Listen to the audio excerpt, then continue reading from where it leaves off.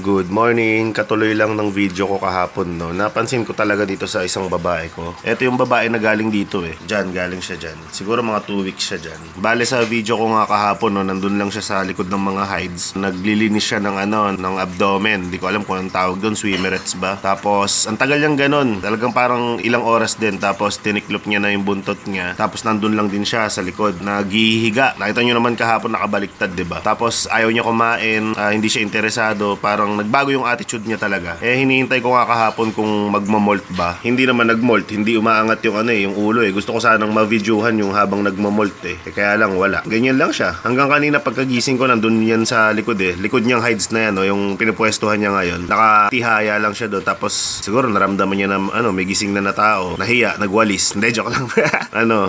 Tumayo na siya tapos umikot-ikot. Ayun din no, totoo din yung obserbasyon ko. Kasi ito ang laki nito eh. Ito yung nagbalat nung nakaraan eh. Yan. Pero pagka nagtatapat silang dalawa nito, umaatras talaga to. Ilang araw na nagmolt yan. Siguro may 4 na araw na ngayon. Matigas na yung balat niyan. Pero takot talaga siya. Kaya siguro palagay ko nga meron talagang creepish na matapang. Meron ding takot. Kaya minsan hindi talaga siguro palakihan yung labanan sa kanila pagka dating sa pagkain. Siyempre, karamihan ng nababasa ko kasi kung sinong mas malaki, yun yung mas matapang. Binubuli yung maliliit. Pero dito sa sa nangyayari sa kanilang dalawa, ang liit na ito kumpara mo dito. Diyan, ang liit. Hindi naman sobrang liit. Siguro lamang ng isang molt. Yun. Pero hindi pa rin siya ubra. Pag ito ng habol, kahit konting habol lang, kakaripas talaga ng takbo to. Tapos parang ang bigat pa ng katawan niya, hindi siya makakatakbo agad. Kaya kadalasan ginagamit nito yung buntot niya para makatakas. Kasi from dito minsan, dito sila nagtatagpo. Isang pitik lang niya, under na siya hanggang dito.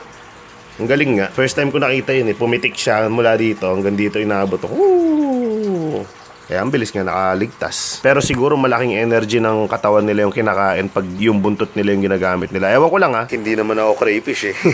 Mas may effort yata sa kanila yun eh. Kaya ito ino-observe ko lang. Talaga nagbago yung niya, yung mood niya, yung attitude, character. Tas laging nakatiklop yung buntot niya. Hindi ko naman pwedeng sabihin buntis kasi syempre payat yung katawan na ito eh. Sa mga nababasa ko medyo lumalapad daw yung likod ng female pagkabuntis eh. Pero ewan natin, tignan na lang. Ayun, hindi ko pa rin tapos yung trapan ko. Mamaya siguro tapusin ko na. Pero hindi ko na siguro isasama sa video na to. Another video na lang yun. Kasi idudugtong ko dito sa video na to. Yung video ko kahapon tungkol lang dito sa sa attitude nung isa na nagbago talaga sa kilos. Tapos kinukulit pa siya ng mga tetra kahapon. Kaya binubugaw-bugaw ko rin yung mga tetra kasi yung mga tetra ang kukulit kahapon. Lalapitan siya dun sa kabilang dulo. Diyan sa likod niyan. Tapos tutuka-tukain siya.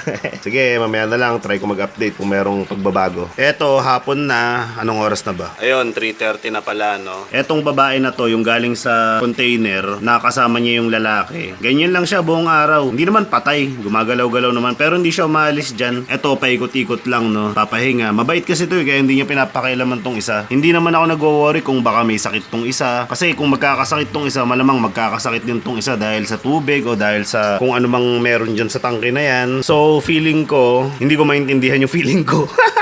Papakainin ko na lang muna, titignan ko kung kakain. Eto, meron akong tinatad na galunggong. Syempre, galunggong ulit. Pag itong babae na to hindi kumain, or kumain man pero pa konti-konti hanggang bukas, at hindi nagmolt, malamang buntis nga to. Pag naamoy naman niya yan, lalapitin ka agad. Hulugan ko na rin tong isa, syempre. Unfair naman. Pero ang kakainin yung mga tetra palagay ko. Takaw ng mga to. Ayun kinuha niya agad Nyami. Nyami. Nataranta siya parang nadudulas-dulas. Nadadapa-dapa pa nung kukunin yung isda Ganyan din naman ako pag gutom na ako.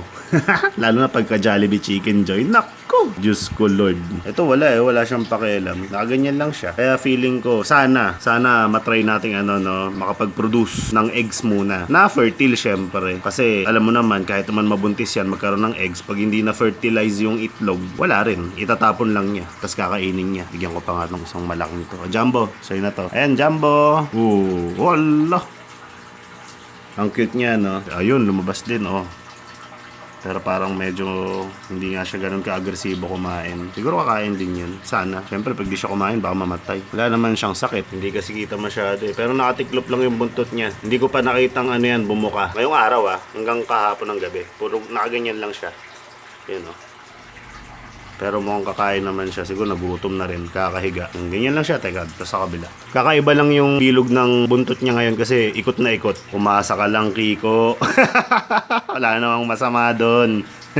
Pag nabigo ka, huwag ka malulungkot. Ganyan talaga. Puro siguro karne muna ihuhulog ko dito. Try ko manok. Kasi pag baboy, makain nila. Matigas sa bagay. Malakas naman ang panguya ng mga te. Tignan natin kung effective yung mga yung mga nag-comment sa mga video natin, no? Actually, ang kinaganda talaga dito sa mga video ko, syempre from day 1, 'di ba? Hanggang ngayon, isang buwan na mahigit akong nagki-crayfish, 'di ba? Nakita nyo naman yung mga setup ko, tapos yung mga sinesetup ko pa ngayon. Kung mabubuntis man to, itong female na to, na sinama ko dun sa male dyan, makikita ng mga bago na gustong mag-breed na ganun yung ginawa ko, 'di ba? May actual, may napapanood sila, may na-oobserbahan sila na, ayan, nangyari nga talaga, 'di ba? Yun lang yung gusto ko na pwede nilang gawin, baka maging effective din sa kanila. Hindi ko naman sinabi na effective na to, ha. Hindi ko sinasabi na buried tong female ko dito. Hindi ko sinasabing ganun. Pero parang lang kasi nag-iba talaga yung attitude niya, nag-iba yung way niya. Dati makikita mo yan, matutulog. Pagka naghulog ka ng pagkain, magkakaripas yan, tatakbo, aawayin niya to. Ganun yan ganun yung attitude niyan Nung nandito pa yung lalaki, magkasama sila nung lalaki, eto lagi mag-isa, maglolokohan sila nung lalaki dyan, paikot-ikot sila. Tapos 'di ba nilagay ko nga silang dalawang dun nung lalaki,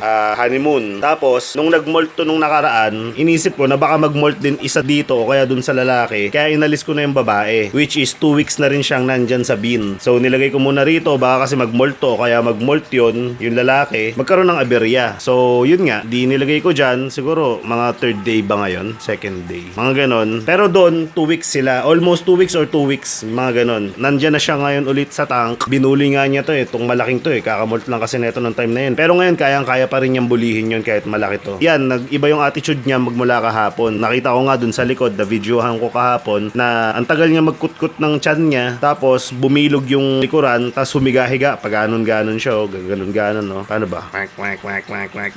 Basta pag ganon-ganon siya dun sa likod. Kaya may something na kakaiba, na hindi normal na attitude niya nung naalagaan ko siya, or nung napunta siya sa akin. Kasi napakalikot niyan. Talagang palakad-lakad, pag-alagala. Siya yung pinakamalikot dyan, bukod dun sa lalaki. Tignan mo. Obserbahan ko pa to mga 3 days. Pag hindi ko nakitang bumuka yung buntot niyan, pwedeng buried nga siya. Pero gusto ko pang makita yung gumanon ulit siya Kasi yung iba meron ditong parang parang glue. Yun daw yung nagpapa-fertilize sa sa eggs. Yun yung similya ba yun ng lalaki, sabi nila. Ayun, yung dun sa may baba, sa may gitna ng mga legs. Kahapon nung naghihiga siya, wala akong nakitang ganun. Hindi ko alam, baka sa umpisa wala lang, tas susunod meron na, diba? Ayan, ganyan lang siya, matamlay. Wag lang mamatay, syempre. Sige, update na lang ulit ako.